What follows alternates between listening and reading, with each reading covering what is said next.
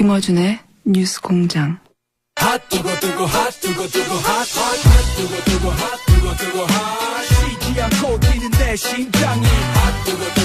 여러 코너가 있지만 이 오프닝 시그널은 이 코너가 최고인 것 같아요. 네. 핫 뜨거. 바른정당 하태경 최고위원 나오셨습니다. 예, 안녕하세요. 하태경입니다. 이 노래를 언제 접하셨어요? 이 코너 시그널로 처음 접하셨어요? 아니면 그 전부터 하셨어요? 요 리듬의 하태는 이게 처음이죠. 이게 여기서 만든 거 아니에요? 아니, 원래 있는 노래입니다. 아니, 노래는 있는 노래인데. 네, 어떤 리듬을 들어보셨어요, 그러면? 하태, 뭐 이런 노래 있잖아요. 오션 월드 할 때 노래 말이에요. 해운대 갑이죠? 해운대 해수욕장에 있는. 예, 해운대 갑 지역구가. 연휴 기간에 내려가 보셨습니까? 안 그래도 좀 뜨거운 데 갔다 왔어요. 물론 지역구에 한 4, 5일 있었고요. 네. 그 다음에 이제 끝 무렵에 뜨거운 나라 필리핀에 우리 해운대 구하고 자매결연 도시가 있어요. 그거하고는 상관없이 쉬고 가신 거 아니에요? 아, 물론 주말에 이틀 조금 쉬긴 했지. 근데 놀 게 별로 없더라고요, 필리핀. 그래서 이제 필리핀 우리 자매결연 도시 시장님 하고 그저 국회의원하고 만나가지고 우리 지역 간 협력 얘기도 좀 하고. 협력 얘기를.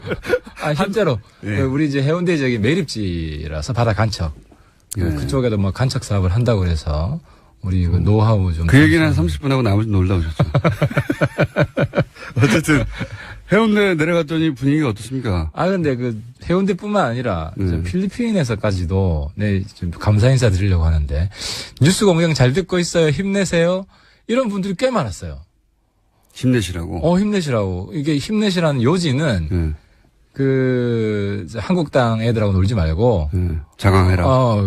우리 잘 꿋꿋하게 개혁 보수 키워나가라.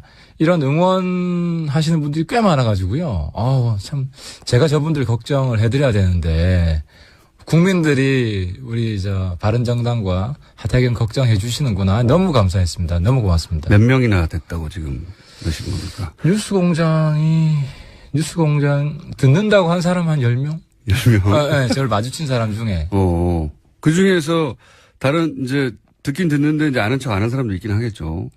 아는 척 안 한 사람 이야기는 안 해요. 네. 그러니까 저한테 반응은 어쨌든 싫은 사람들이 더 많았을 수도 있는데요. 아니, 사람이란 게 싫어도 만나면 또 반가워요, 그게. 어쨌든. 자, 많은 분들이 걱정하시는 바른정당의 앞날. 어떻게 돼가는 겁니까? 요새 뉴스가 연휴 기간에도 연일 나왔어요. 자유한국당과 바른정당 내 통합파. 네, 그렇죠. 그게 지금 빅 이슈인데. 저는 솔직히 그분들 빨리 나갔으면 좋겠어요. 이게 우리 당 입장에서 최악의 시나리오가 어떤 시나리오냐면 그분들이 이제 일단 그 전에 당대당 합당은 불가능합니다. 왜냐하면 우리 당권파가 압도적으로 이제 한국당과 통합을 반대하기 때문에 그리고 새롭게 전당대회를 하더라도 뭐 대충 나오는 시나리오는 뭐 유승민 대표가 1등할 가능성이 굉장히 높고 물론 제가 도전하겠지만 본인이 그럼 또다시 2등하는 겁니까? 이번에 아무튼 최대한 제가 도전을 하겠지만 어쨌든 저는 유승민 의원하고 지금은 같이 가는 입장이기 때문에 그리고 지금 통합파가 좀 비겁한 게 한국당 합당파가 비겁한 게 전당대회에 나가서 자기들이 당권을 잡으려고 해야 될 거 아니에요. 당을 합당으로 이끌려면. 근데 그런 노력을 아무도 안 해요. 지금 출마하겠다는 사람이 한 사람도 없어요. 출마해도 안 될 것 같으니까 그런 거예요. 그렇죠. 안 될 것 같으니까. 지금 당신뿐만 아니라 민심도 그래요. 국민들 대다수도 한국당이랑 합당하라는 부분은 한 60대 중반 이상의 일부 층만 그렇고 중장년, 청년 압도적으로 합당 반대하고 있어요. 그건 여론조사는 해보셨어요? 자체적으로. 만나보면 알죠. 그리고 이제 우리 지역에 여론조사는 저희가 한번 해보세요. 한번 해보세요. 여론조사 한 것도 있어요. 내일 신문에서 여론조사 한 걸 보면 아직 발표 안 됐습니까? 한 달 전쯤에 발표됐어요. 한 달 전. 그 여론조사 보면 합당 시너지 효과가 나오는데 가장 최악의 시나리오가 3당 합당이에요. 어떻게 국민의당, 바른정당, 한국당. 지지층은 사실 다르니까. 다 안 좋아요. 그리고 그 다음이 바른정당, 한국당 합당하면 산술적으로 두 개 합치면 지금 20%가 넘잖아요. 근데 이거 10%가 안 돼요. 합당해봐야? 두 개 합쳐봐야. 그래서 아무튼 뭐 국민 여론은 거기서 나타나고 있는 것 같고 이제 그렇기 때문에 그 지금 합당파가 취할 수 있는 선택지는 개별 탈당 내지는 집단 탈당밖에 없어요. 개별 탈당은 안 할 것 같고. 그렇죠. 집단 탈당이죠. 집단 탈당이라고 하면 규모는 어느 정도로 지금 예상하십니까? 그러니까 이제 제가 제일 걱정하는 것은 뭐 탈당의 시기예요. 시기 규모보다. 지금 어쨌든 통합파로 대표적으로 거론되는 분이 한 4분 정도 있지 않습니까? 지난번에 3선 4명 나갔죠. 예. 그리고 이번에 통합파, 그러니까 소위, 자유한국당과 통합 모임을 하고 있는 분들이 대표적으로 거론되는 분이 4분 정도. 3선 의원 정도 되신 분들이죠. 숫자는 판단하기가 쉽지 않은 게 우리 이제 바른정당 의원들이 대체로 명분을 중시합니다. 그래서 지난번에 이제 대선 때도 13명 안 가신 분들이잖아요. 예. 그때 명분이 안 된다고 보았기 때문에 그래서 명분이 만들어지지 않으면은 그 선도 탈당을 하기가 어려운 분들이 많아요. 그래서 실제로 집단 탈당을 할 분들이 몇 분 될지 예. 지금도 보면 김영호 의원 혼자서만 예. 합당해야 된다라고 공개적으로 발언하지 그 4분 중에서도 나머지 분들은 아예 말을 안 하잖아요. 발언을 안 하고 계시죠. 안 하잖아요. 네. 예를 들어서 황영철 의원이나 김영태 의원. 황영철 의원은 사실은 첫 번째 이제, 탈당이 있었을 때 마지막까지 고민하다가 탈당하지 않으신 분이고 그래서 소위 통합에 대한 그 의지는 원래 있던 분인데 그때는 명분이 없다고 되돌아온 건데 이번에는 명분이 있으면 갈 수도 있다. 뭐 이렇게 생각할 수 있는데 가장 이해가 안 가는 거기 포함된 의원 중에 한 분이 김용태 의원 아니십니까? 저희가 따로 인터뷰 시도해 보겠지만 첫 번째 탈당하신 분 중에 한 분이고 당시, 새누리당을 그리고 가장 강하게 새누리당의 어떤 비판을 해온 분인데 이분이 통합 모임이 있었던 건 참 무슨 그동안의 변화가 있었는지. 합당파가 공통적으로 가지고 있는 인식이 예. 문재인 정부의 그 문제가 예. 친박보다 더 커지고 있다. 더 커지고 있다. 이런 논리를 지금 만들었죠. 뭐 그렇다고 하더라도 그런 논리 앞으로 5개월밖에 안 됐는데요. 예. 친박이 5년간 해왔다는 것보다는 아무리 빨리 쌓아도 이제 그런 명분이 필요해서 만든 것 같긴 한데 진짜 이유가 궁금합니다. 진짜 왜 그렇게 그렇게까지 강성으로 비판하는 분이 확 돌아섰을까? 실제 이유는 뭔가요? 설득력이 떨어지죠. 설득력이 떨어지기 때문에 우리 내부 회의할 때는 이제 그런 이야기를 피력합니다. 하지만 네. 공개적으로는 세게 이야기를 못 하고 있죠. 자기들도 명분이 떨어진다고 생각을 해서.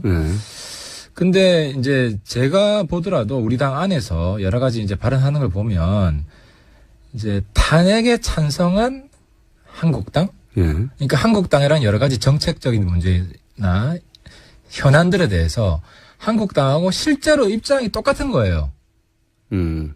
그렇잖아요?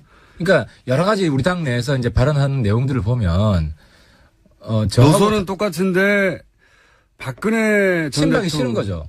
전 대통령과 그 세력이 싫었을 뿐이다. 그렇죠. 그러니까 나오고 보니까 한국당이랑 노선이 실제로 안 다르다. 예를 들어 뭐 핵무장도 똑같이 생각을 한다든지 여러 가지 지금 뭐 적폐청산 문제에 있어서도 바라보는 시각이 난 한국당하고 안 달라. 근데 당시에는 박근혜 탄핵 여기에도 이견 때문에 나왔는데 이제는 뭐 탄핵도 됐으니까 이렇게 생각하는 분들이 실제로 있어요. 그분들이 지금 주축인가요? 말하자면? 그분 크게 이제 두 가지 부류인데 이제 이념적으로 한국당하고 차이가 없다고 느끼는 분 한 분, 또 한 분은 지역구가 한국당 지지층이 유독 센. 그 대표적인 게 TK고 또 그건 뭐 어쩔 수 없는 경기 북부 이제 크게 두 가지 부류죠. 그렇게 두 가지 부류다. 예. 김용태 의원은 두 가지 부류 다 아닐 것 같아요. 아니요. 김용태 의원은 예를 들어 뭐 경제 민주화 문제에 대해서 굉장히 비판적이었고요. 본인 의정 활동할 때도 경제 분야에서 한국당과 노선이 크게 다르지 않다고 생각하신다? 본인 노선 여태까지 표방해온 노선이 그래요. 전혀 다른데 근데 문제는 친박들이 여전히 남아 있고. 그러니까 제 말은 또 그겁니다.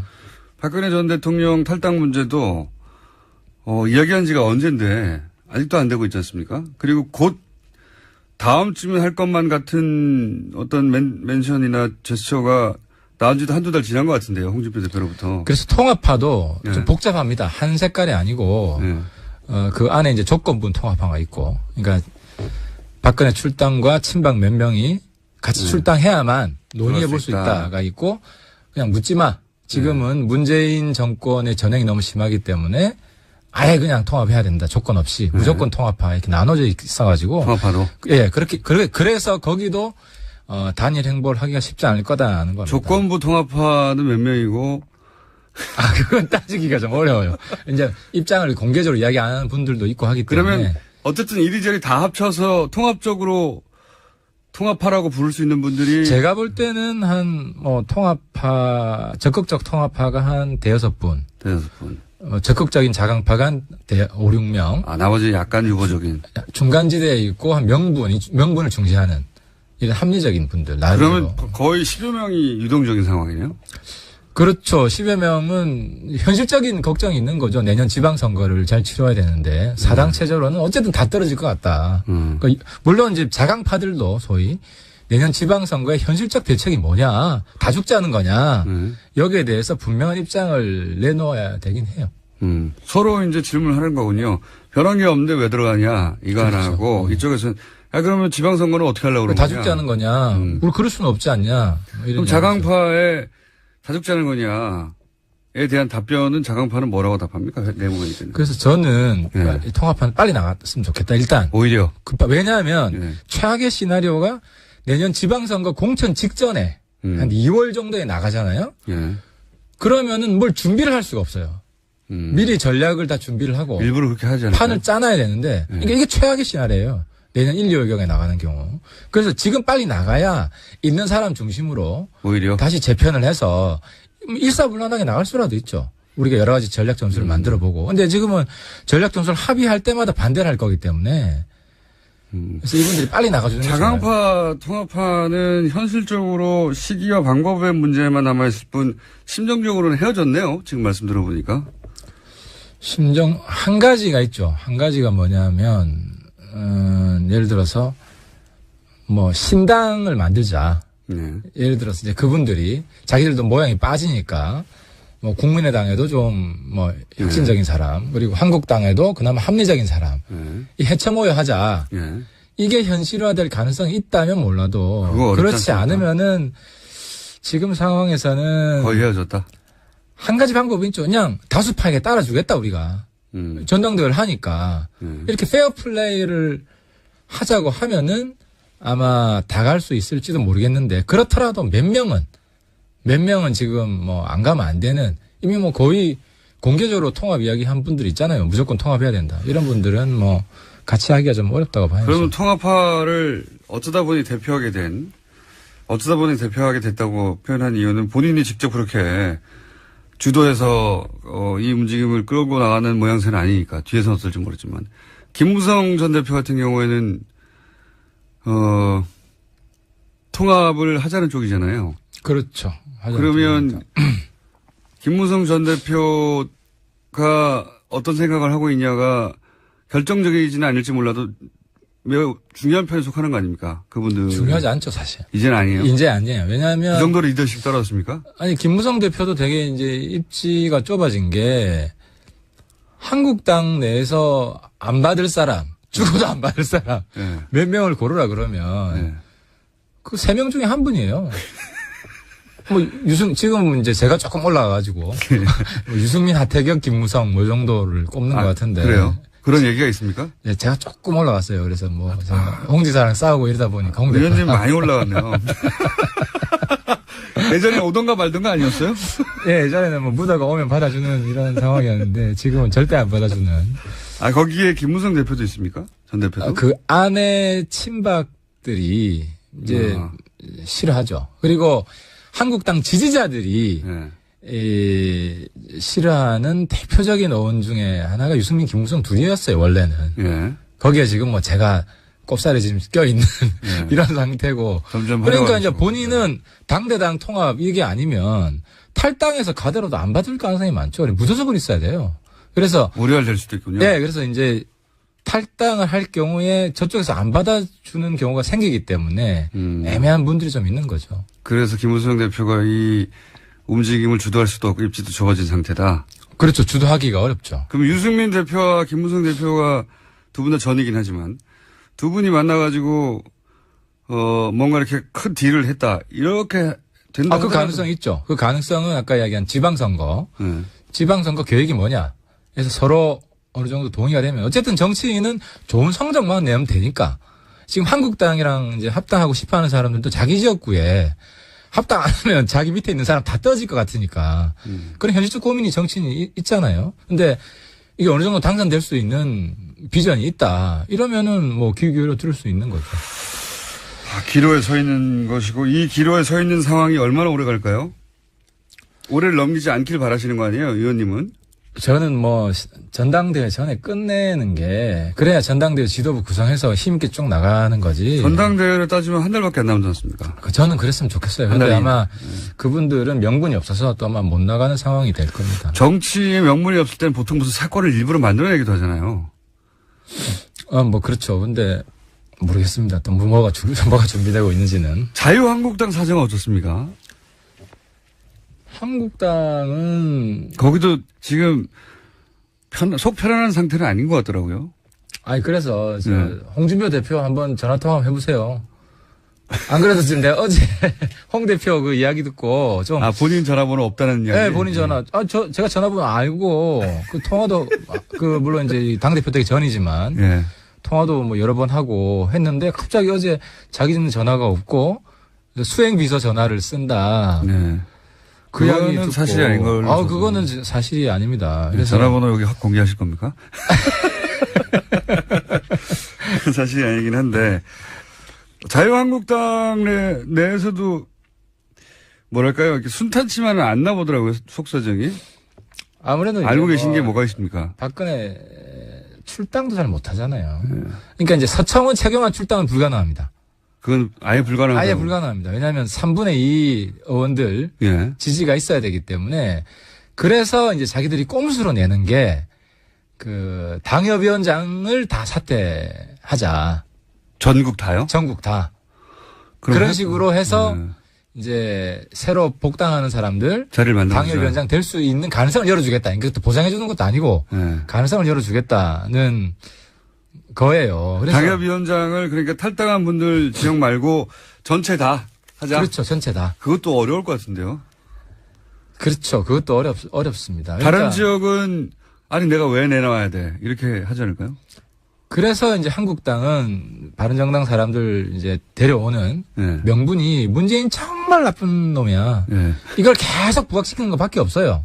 그러니까 자꾸 오바를 하는 거지. 어제도 보니까 뭐 홍준표 대표 저 통신조회. 내가 통신조회 알아보니까 감청도 아니고. 맞습니다. 누구랑 통화했는지 이것도 아니고. 그것도 본인 전화도 아니고.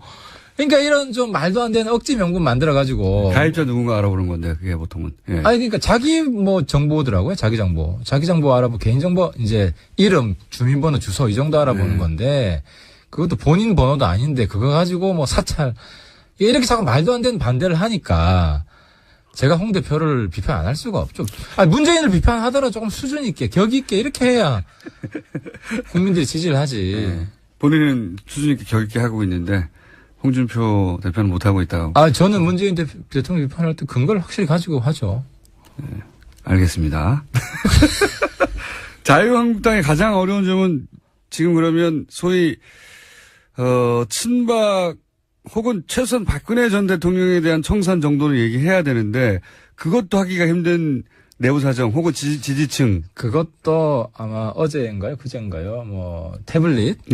이게 제주신 게 아니다. 제주신 게 아니더라. 애국당 증언 있고 나서 김진태 의원이 살아났잖아요. 그렇죠. 그래서 김진태 의원이 조용하다가 갑자기 나와서 어제부터 이제 발언하기 시작하더라고요. 그러면 사실 김진태 의원은 친박이 아닌데 친박화 됐어요. 본인이 태극기 부대 이런 걸 거치고 나서. 그래서 그쪽에서도 계속 또 압박을 할 거기 때문에 박근혜 대통령 출당도 좀 어려워지겠죠. 난관이 좀 조성이 되겠죠. 홍준표 대표는 출당을 시키고 싶어 하는 건데, 당내에 혹은 지지층이 여전히 박근혜 대통령 전대승을 끌어안고 싶어 하는 지지층과 또 당내 인사들이 있는 거죠.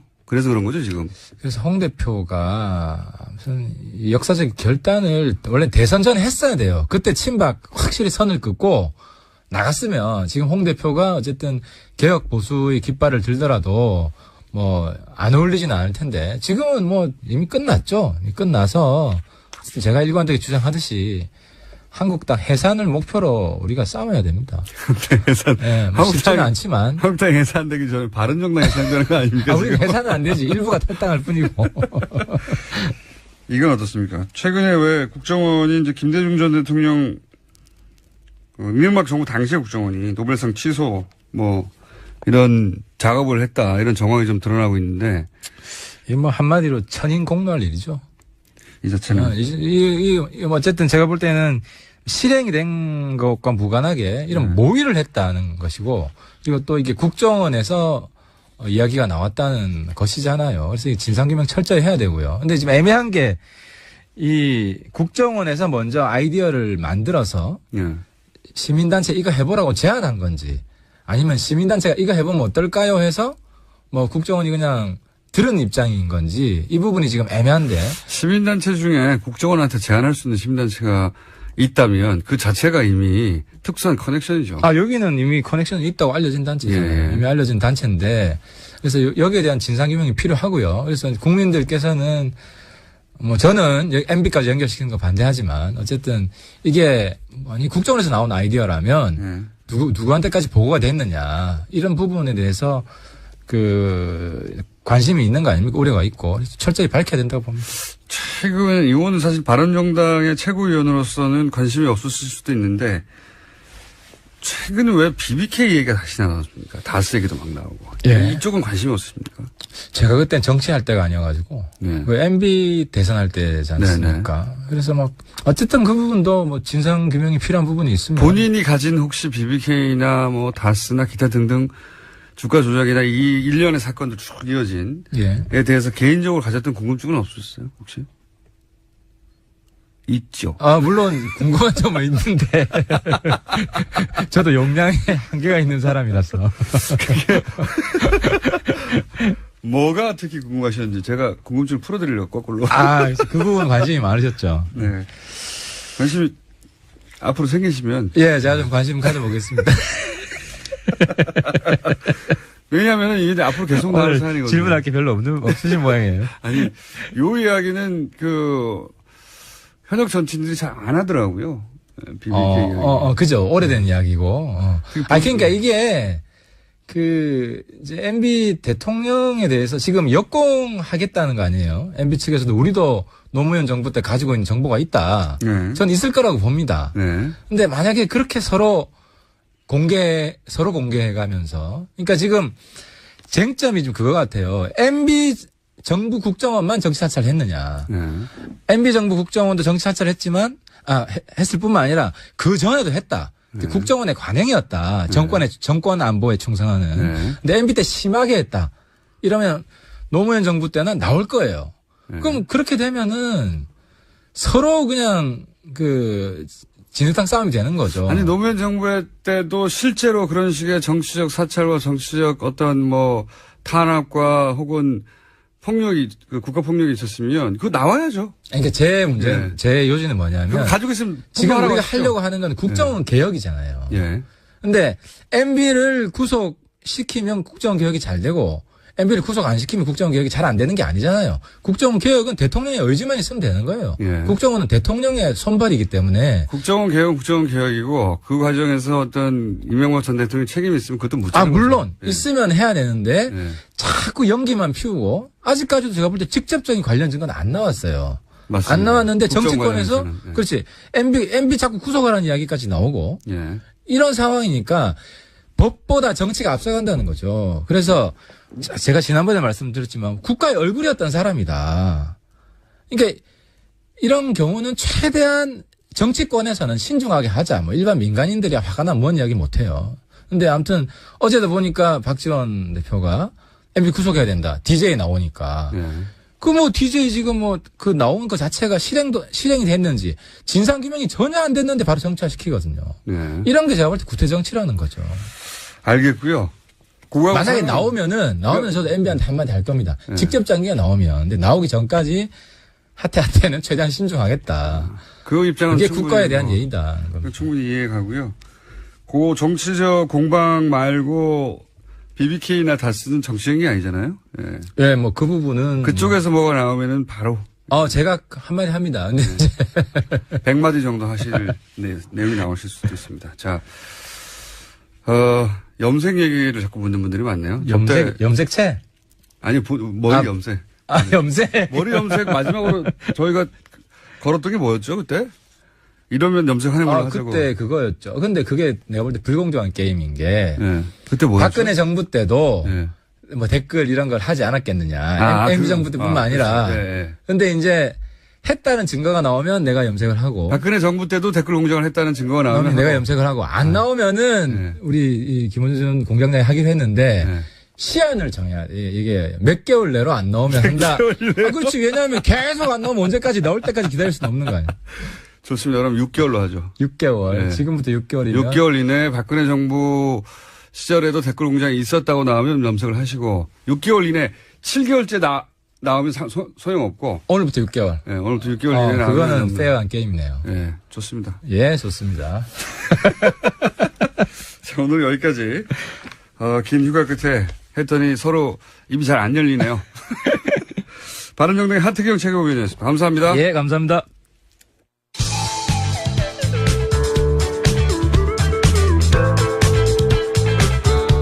환상의 시사 아이돌 고깃빛깔 김호준.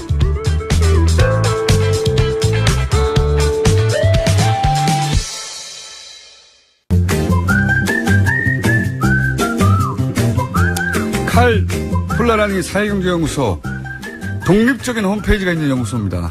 무려 정태인 소장님 나오셨습니다. 안녕하십니까. 네, 안녕하세요. 열흘 만에 하니까 또 이름을 제대로 못 읽으시는군요. 칼 폴라니. 네. 칼 폴라라니라고 왜 읽어지나 모르겠어요. 그러게. 칼 네, 폴라라니. 아까 그 상담 얘기 나오는데 보통 상담하면 헤어지라 그랬잖아요, 그때. 저는 보통 헤어지거나 이혼하라고 하거나 글쎄. 모든 답변이 똑같습니다. 막 부부 관계에 대해서 고민을 하면 다 듣고 나서 이혼하세요. 그런데 화해하라고 해달라고 이렇게 상담을 보내시니. 네, 화해해달라고 화해를 누구 이름을 불러주면 화해할 것 같다고. 만약에 그렇게 불러줘서 화해할 것 같으면 제가 절대 이름을 불러드리지 않죠. 자, 오늘 주제가 아주 고급스럽습니다.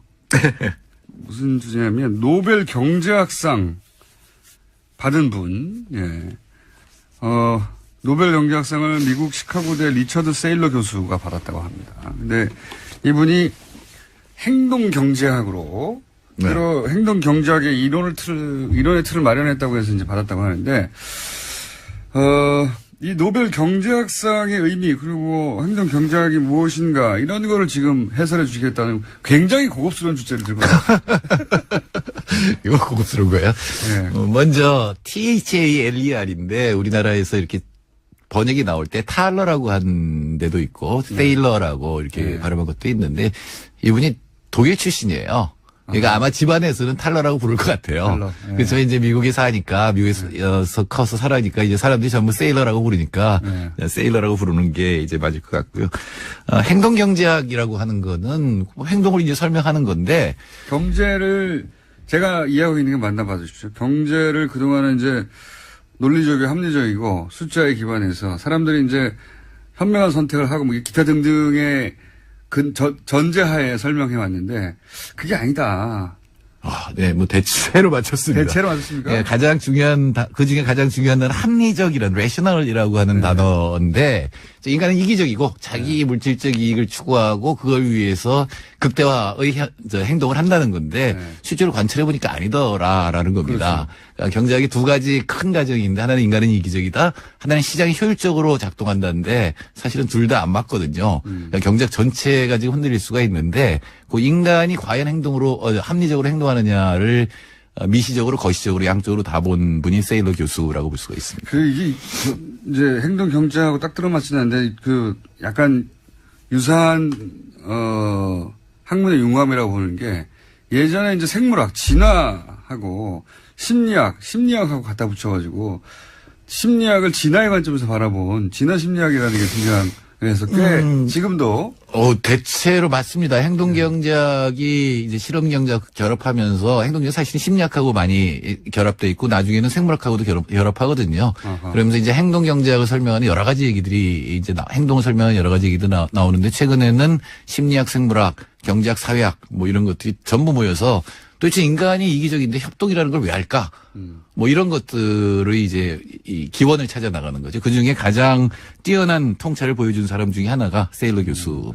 경제학하고 심리학하고 이렇게 융합을 해내는 그런 틀을 마련한 분이거든요, 이분이 말하자면. 예, 그렇죠. 이분이 그러면 그런 관점에서 설명해낸 예를 들어서 어떤 행동을 예전에는 경제학 관점에서만 설명했는데 이분이 그 행동은 그게 아니고 이렇게 한 것이다라고 설명해낸 어떤 그 유명한 사례들. 굉장히 많은데 이분이 80년대 말부터 90년대까지 이코노믹 퍼스펙티브스라는데 어나멀리라고 하는 이상 현상이라고 하는 걸 연재를 했어요. 그러니까 경제학 교과서라든가 이런 데는 당연히 이딴 현상이 일어나야 되는데 아닌 것들이 굉장히 많이 일어나는데 우리나라에서 그 책의 번역을 승자의 저주라고 했습니다. 승자의 저주. 이게 뭐냐면은 흔히 경매에서 그런 현상이 나타나거든요. 경제학의 기본 이론은 뭐냐면 제일 돈을 기꺼이 많이 내려고 하는 사람한테 그 물건이 가는 것이 가장 합리적이다. 네. 라는 거예요. 예. 그러니까 경매에서 가장 큰 액수를 낸 사람들이 이기는 게 합리적이다라는 거죠. 그럼 가장 경제 전체에도 좋은 결과가 나온다라는 건데 실제로 경매에서 이기고 나니까 망하는 경우가 많이 나오거든. 그러니까 인수합병할 때 경쟁하다 보면 너무 많이 돈을 주고 사서 그 회사를 인수해서 망한다든가. 그러니까 사람들이 경매 참여할 때 자신이 그 감당할 수 있는 수준 내에서만 플레이를 할 거라고 하는 전제가 있는데 그렇지 않다는 거죠. 그렇죠. 네. 이게 앞으로 예상이익이 얼마일 거라고 생각하고 그 안에서 이제 베팅을 할 거라고 생각했는데 그게 아니라는 거고 그 뭐 많이 나타납니다. 가령 프로야구. 네. 에서 어떤 선수를 둘러싸고 막 A구단하고 B구단이 싸웠잖아요. 결국 아주 비싼 돈으로 싸웠는데 결국 망했다라는 경우도 많이 있고 뭐 MC들도 많을 텐데 김원준 총수의 경우는 횡재를 한 경우죠. 네, 싸게 크게. 그래서 예를 들어서 구체적으로 사례를 좀 들어보자면 그러면 이 행동경제학이 뭘 하는 학문인지 금방 드러날 것 같은데 예를 들어서 네. 이제 이 세일러 교수가 만든 실험이 있는데 그게 이제 독재자 게임이라는 게 있어요. 근데 독재자 게임 앞에 뭐가 있었냐면 최후 통첩 게임이라는 게 있습니다. 네. 하늘에서 10,000원이 김어준 총수한테 떨어졌어요. 하늘에서. 예, 그냥 이제 횡재한 거고 저도 봤어요. 네. 이제 김어준 총수는 저한테 얼마 주겠다고 이제 제안을 하는 거예요. 그 10,000원을 공짜로 얻은 10,000원을. 예, 그 중에 얼마를 주겠다고 제안을 하면 네. 저는 마음에 들면 예스하고 마음에 안 들면 노를 해요. 네. 예스를 하면 예를 들어 3,000원을 제안하는데 예스하면 김어진 총수가 7,000원, 저는 3,000원. 옆에 있는, 그러니까 죽기는 제가 죽고 옆에 예. 있는 사람은 그냥 보기만 했다는 거죠. 예, 보기만 했는데 이제 주는 게임이에요. 네. 근데 만약에 마음에 안 들어서 내가 노를 하면 제로제라가 되고 하늘로 10,000원이 다시 올라가요. 아. 거기 이제 문제가 있는 거죠. 그러니까 공짜 돈이지만 상대방한테 얼마를 줄 것인지. 예. 근데 그 결정을 상대방도 좋아해야 네. 둘 다 하다못해 4,000원 주겠다고 내가 6,000원이라도 가질 수 있는데 네. 너무 조금 주면 그렇죠. 그래서 상대방이 노해보면 내 돈도 사라진다는 거죠. 예. 그래서 얼마 정도 내놓을 거냐. 예. 한번 해보세요, 지금. 저한테 얼마 주실 거예요.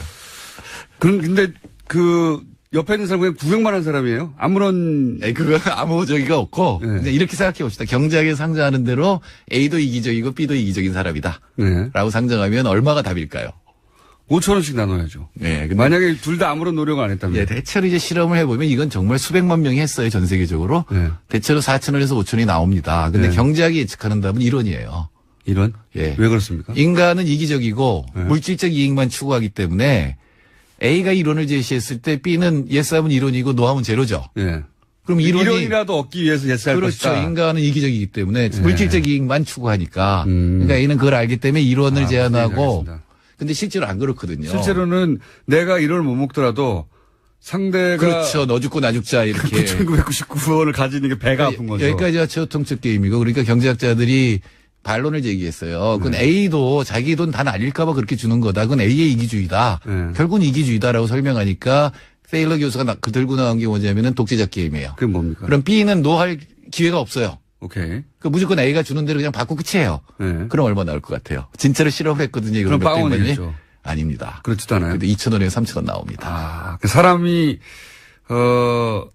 그래도 내가 공짜 돈이니까 남을 생각한다는 거. 공짜 돈이니까 그래도 지켜본 사람이니 얼마나 아깝겠냐. 그래서 2,000원 정도 나눠준다는 거죠. 공짜 그렇죠. 돈이니까. 그러니까 남을 생각한다는 거. 그러니까 이거를 바운디드 셀프 인트레스트라고 이제 세일러 교수가 부르는데 제한된 이기성이다라고 하는 거죠. 그래서 남을 생각하기 때문에 사회적 선호라는 게 발생하고 그래서 협동이 가능하다라고 하는 게 인간의 이기심이라는 것도 무한대가 아니라 기본적으로 어느 한계를 스스로 거울 줄 안다. 그 안에서 네, 협동의 네. 여지도 나오고 그렇지 않은 사람도 있긴 있어요. 예, 가끔 있죠. 예, 드물게. 그러니까 대체로 140을 끝까지 받으려고 했던. 예, 대체로 경제학과 학생들이 예. 경제학과 학생들하고 할 때는 아까 대체로 사람들은 40에서 50 준다 그랬잖아요. 5%. 네. 이 사람들은 경제학생들은 30에서 40불 줘요.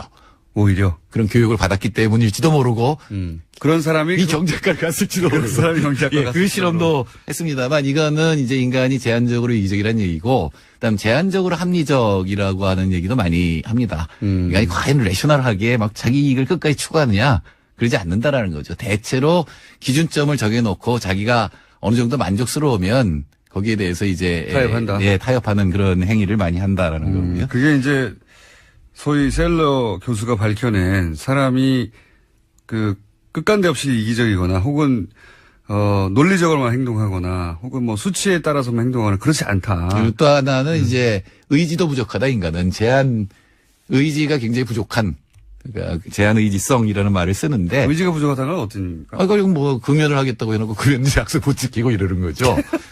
그러니까 뭐 여기서 나오는 직접적인 얘기는 옛날에 우리는 정기적금이라는 걸 어머니들이 많이 들었잖아요. 네. 근데 그게 굉장히 유효한 수단이에요. 정기적금 이자율도 낮은데 요새는 그거 딴 데다 자기가 쓰고 싶은 데 써야지 그걸 이렇게 돈을 갖다 하나로 미리 정해 놓으면 그거는 비효율적이라고 경제학자들이 얘기하거든요. 근데 실제로는 관점에서는, 예. 정기적금이 내 행동을 제약해서 실제로 목표를 맞게 만드는 거거든요. 그래서 사람들이 인간의 나약한 의지를 그 주기적으로 강제하는 시스템이 보완해 주는 거군요. 이거를 정신적 계좌 오늘 신문 보니까 여러 가지로 번역했던데 멘탈 어카운트라는 게 있는데 사람은 자기가 돈이 1,000원이 있으면 200원은 어디다 쓰고 300원 어디다 쓰고 이걸 어느 정도 정해놓고 있다는 거예요. 원래. 예. 사실 그런 거 아니거든요. 경제학에서 얘기하는 거는 이론의 가치는 다 똑같기 때문에 지금 선택할 수 있는 것 중에 가장 나한테 만족을 많이 주는 걸 선택해야 되는데 예. 사람은 안 그렇다는 효율을 거예요. 극대화하는 거였을 것 같은데 그렇지가 않다. 그런 현상이 실제로 나타나는 건 뭐냐면 저금을 하는 사람이 신용카드 빚이 많아요. 사실은 신용카드의 빚이 훨씬 더 이자율이 높기 때문에 하지 이 말아야 저금을 되는데. 가지고 갚아버리는 게 더 합리적이거든요. 그렇죠. 근데 사람 두 개를 나눠놔요. 왜 나눠놓을 거야 이렇게. 자, 오늘은 여기까지 하는데요. 시간이 부족해서. 이거 재밌습니다. 다음 주에 한 번 더 해야 될 것 같아요. 굉장히 똑똑해지는 느낌이 막 들고 있어요. 네. 정태인 수장님이었습니다. 감사합니다. 네, 감사합니다. 내일 뵙겠습니다. 안녕. 해요.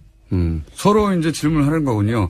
변한 게 없는데 왜 들어가냐. 이거 하나 하고 이쪽에서는 그러면 지방선거는 어떻게 하려고 그러냐. 다 죽지 않은 거냐. 우리 그럴 수는 없지 않냐. 뭐 이런 그럼 자강파에 다 죽지 않은 거냐에 대한 답변은 자강파는 뭐라고 답합니까? 내용은 있잖아요. 그래서 저는 네. 이 통합판 빨리 나갔으면 좋겠다. 일단. 오히려.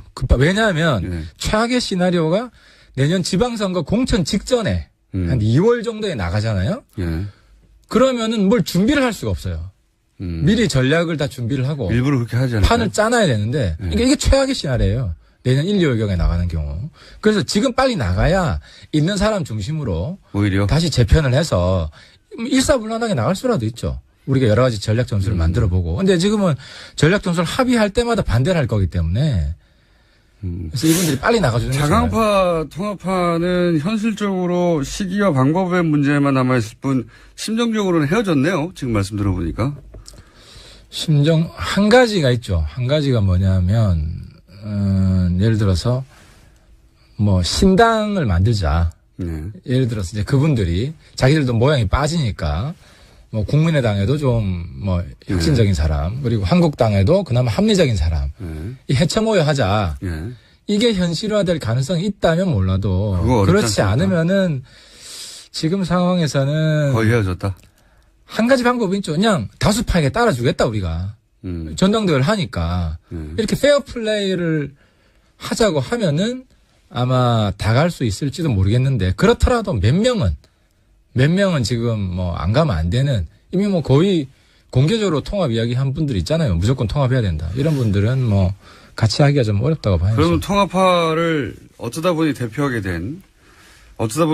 됐다고 표현한 이유는 본인이 직접 그렇게 주도해서 이 움직임을 끌고 나가는 모양새는 아니니까 뒤에서 어떨지 모르지만 김무성 전 대표 같은 경우에는 통합을 하자는 쪽이잖아요. 그렇죠. 그러면 김무성 전 대표가 어떤 생각을 하고 있냐가 결정적이지는 않을지 몰라도 매우 중요한 편에 속하는 거 아닙니까? 그분들. 중요하지 않죠, 사실. 이제는 아니에요? 이제 아니에요. 왜냐하면. 그 정도로 리더십 떨어졌습니까? 아니, 김무성 대표도 되게 이제 입지가 좁아진 게 한국당 내에서 안 받을 사람, 죽어도 안 받을 사람 네. 몇 명을 고르라 그러면 네. 그 3명 중에 한 분이에요. 뭐 지금 이제 제가 조금 올라가가지고 뭐 유승민, 하태경, 김무성 뭐 정도를 꼽는 것 같은데. 그래요? 그런 얘기. 김어준의 뉴스 공장.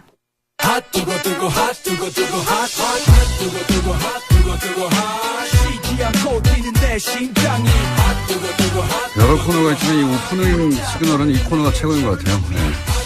핫뜨거. 바른정당 하태경 최고위원 나오셨습니다. 예, 안녕하세요. 하태경입니다. 이 노래를 언제 접하셨어요? 이 코너 시그널로 처음 접하셨어요? 아니면 그 전부터 하셨어요?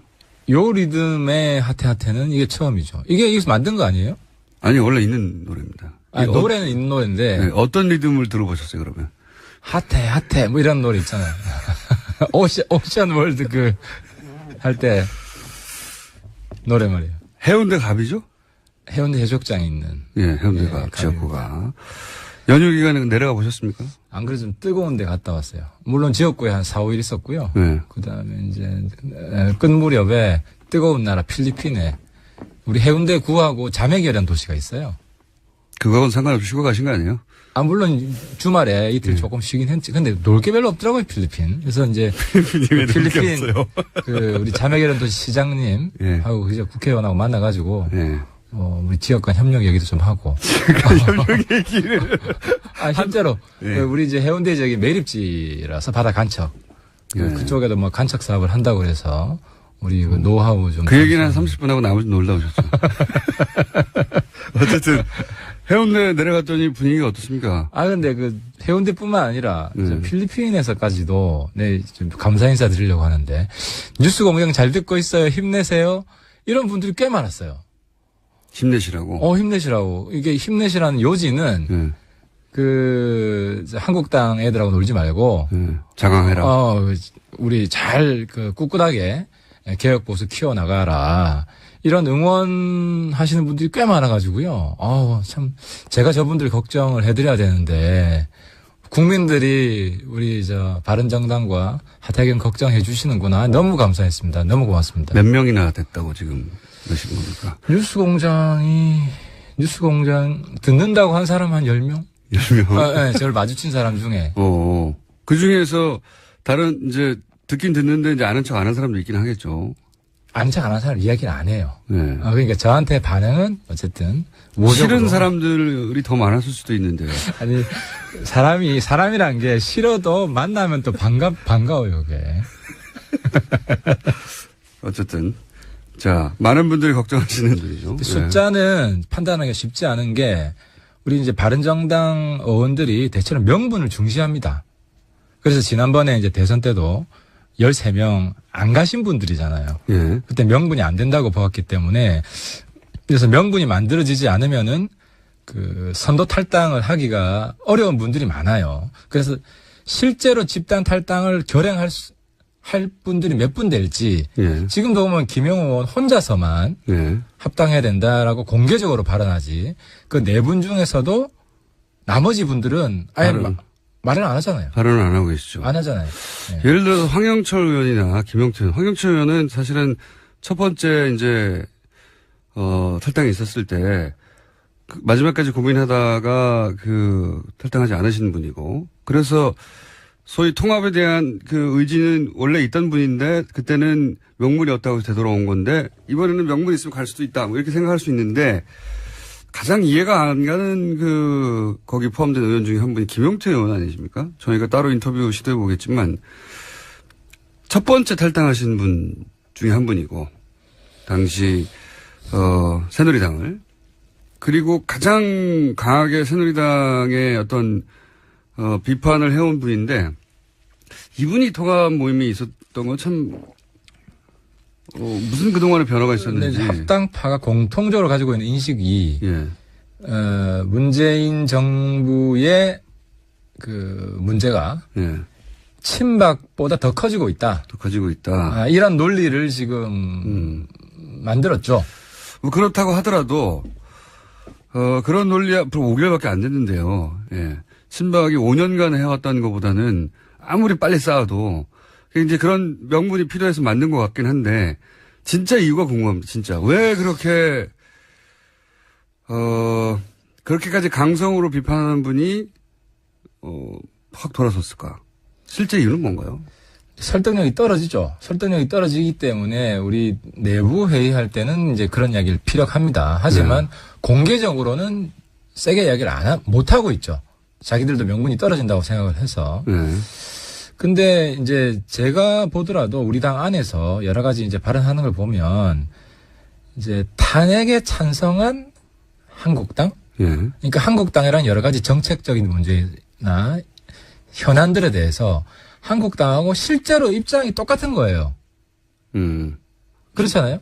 그러니까 여러 가지 우리 당 내에서 이제 발언하는 내용들을 보면 바른정당의 앞날 어떻게 돼가는 겁니까? 요새 뉴스가 연휴 기간에도 연일 나왔어요. 자유한국당과 바른정당 내의 통합파. 네, 그렇죠. 예. 그게 지금 빅 이슈인데, 저는 솔직히 그분들 빨리 나갔으면 좋겠어요. 이게 우리 당 입장에서 최악의 시나리오가 어떤 시나리오냐면 그분들이 이제 일단 그 전에 당대당 합당은 불가능합니다. 왜냐하면 우리 당권파가 압도적으로 이제 한국당과 통합을 반대하기 때문에 그리고 새롭게 전당대회를 하더라도 뭐 대충 나오는 시나리오는 뭐 유승민 대표가 1등할 가능성이 굉장히 높고 물론 제가 도전하겠지만 본인이 그럼 또다시 2등 하는 겁니까?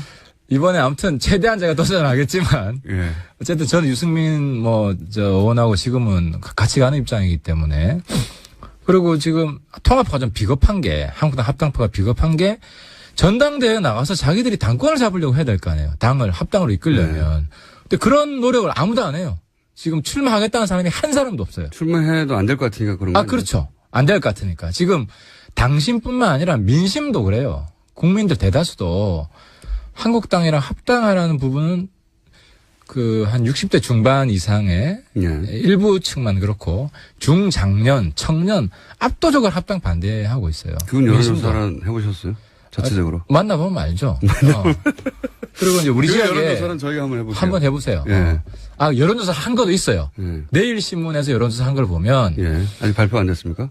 한 달 전쯤에 발표됐어요. 한 달 전. 그 여론조사 보면 합당 시너지 효과가 나오는데 가장 최악의 시나리오가 3당 합당이에요. 어떻게 국민의당, 바른정당, 한국당. 지지층은 사실 다르니까. 다 안 좋아요. 그리고 그 다음이 바른정당, 한국당 합당하면 산술적으로 두 개 합치면 지금 20%가 넘잖아요. 근데 이거 10%가 안 돼요. 합당해봐야? 두 개 합쳐봐야. 그래서 아무튼 국민 여론은 거기서 나타나고 있는 것 같고 이제 그렇기 때문에 지금 합당파가 취할 수 있는 선택지는 개별 탈당 내지는 집단 탈당밖에 없어요. 개별 탈당은 안 할 것 같고. 그렇죠. 집단 탈당이죠. 집단 탈당이라고 하면 규모는 어느 정도로 지금 예상하십니까? 그러니까 이제 제가 제일 걱정하는 것은 탈당의 시기예요. 시기 규모보다.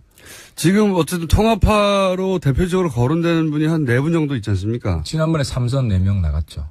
그리고 이번에 통합파, 그러니까 소위, 자유한국당과 통합 모임을 하고 있는 분들이 대표적으로 거론되는 분이 4분 정도. 3선 의원 정도 되신 분. 노선은 똑같은데, 박근혜 친박이 싫은 거죠. 전 대통령과 그 세력이 싫었을 뿐이다. 그렇죠. 그러니까 나오고 보니까 한국당이랑 노선이 실제로 안 다르다. 예를 들어 핵무장도 똑같이 생각을 한다든지 여러 가지 지금 적폐청산 문제에 있어서도 바라보는 시각이 난 한국당하고 안 달라. 근데 당시에는 박근혜 탄핵 여기에도 이견 때문에 나왔는데 이제는 탄핵도 됐으니까 이렇게 생각하는 분들이 실제로 있어요. 그분들이 지금 주축인가요? 말하자면? 그분 크게 이제 두 가지 부류인데 이제 이념적으로 한국당하고 차이가 없다고 느끼는 분 한 분, 또 한 분은 지역구가 한국당 지지층이 유독 센. 그 대표적인 게 TK고 또 그건 뭐 어쩔 수 없는 경기 부분이죠. 북부 이제 크게 두 가지 부류죠. 그렇게 두 가지 부류다. 예.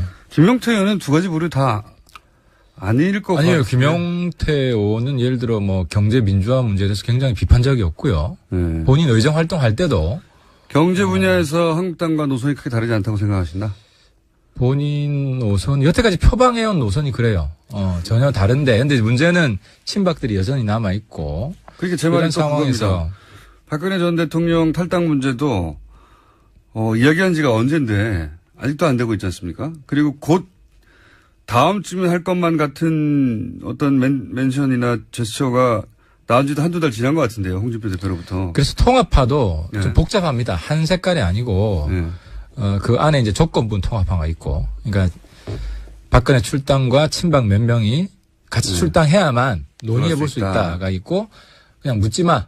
지금은 문재인 정권의 전횡이 너무 심하기 때문에 아예 그냥 통합해야 된다. 조건 없이 무조건 통합파 이렇게 나눠져 있어가지고. 통합파로. 예, 그래서 거기도 단일 행보를 하기가 쉽지 않을 거다라는 겁니다. 조건부 통합파는 몇 명이고, 그건 따지기가 좀 어려워요. 이제 입장을 공개적으로 이야기 안 하는 분들도 있고 하기 때문에. 그러면 어쨌든 이리저리 다 합쳐서 통합적으로 통합파라고 부를 수 있는 분들이 제가 볼 때는 적극적 통합파가 한 대여섯 분. 대여섯 분. 적극적인 자강파가 한 5, 6명. 나머지 약간 유보적인. 중간지대에 있고 한 명분을 중시하는 이런 합리적인 분들. 나름대로. 그러면 거의 10여 명이 유동적인 상황이네요.